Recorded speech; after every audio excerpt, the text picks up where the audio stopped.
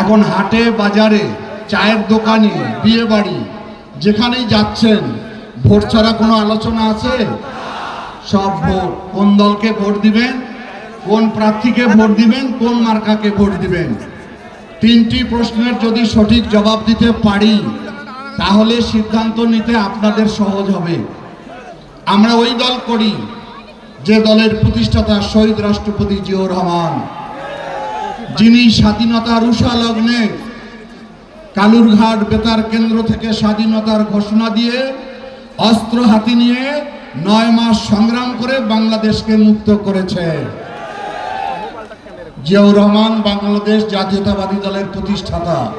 সুতরাং মুক্তিযুদ্ধের দল হিসাবে আমরা সবাই গৌরব অনুভব করি। কি বলেন সবাই? এই জিয়াউর রহমান অবরুদ্ধ গণতন্ত্রকে মুক্ত করে নিয়ে এসেছে। সেই জিয়াউর রহমান তো অনেক কাজ করেছেন, সে কথা বললে ফজরের আজান হয়ে যাবে। বসবাস করতে চাই, যার যার ধর্ম সে পালন করবে, আমরা সবাইকে সহযোগিতা করব। আমরা কোনো বিদ্বেষ ছড়াবো না। ছড়াবো কি? হাসান রাজি প্রধানের কোনো পিছুটান আছে?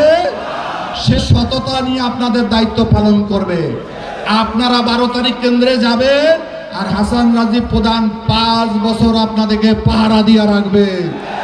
সুতরাং এটা কেন চলে না? আপনারা আমাদেরকে পাঠিয়ে দেন, তারপরে বুড়িমারি থেকে বুড়িমারির ট্রেন ঢাকা অভিমুখে যাত্রা করবে।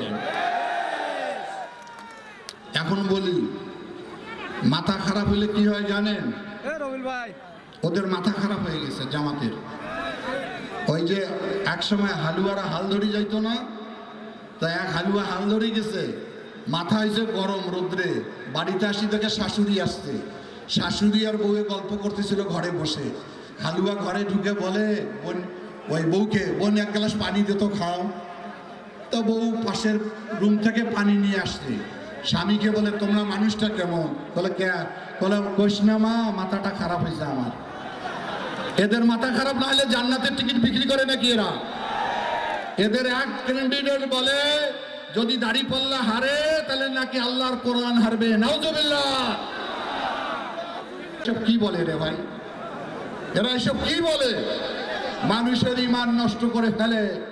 তা তোমরা যদি হাতিবান্ধার মানুষ সবাই জান্নাতের টিকিট পায়া থাকেন, আমাকেও এখন দাও, তাহলে আমরা ফির কোটে যাবো। কম নামাজ রোজা না পড়ে যদি জান্নাতে যাওয়ার বিধান যদি আল্লাহ কোরআন শরীফে বিধান করতো, একটা লোক মসজিদ মুখী হতো না।